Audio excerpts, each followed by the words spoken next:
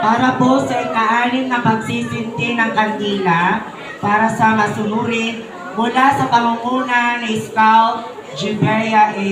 Fraga.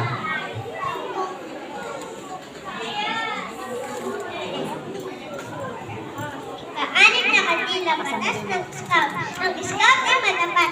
Ang batang scout sa kapwa ay matapat. Isipan ay malinis at puso laging bukas. Matapat at tumamay sa isa o sa lahat. Walang halong pag-ibon at walang ganting hinangan. Ganito kasi na rin bukas sa diwa at isipan.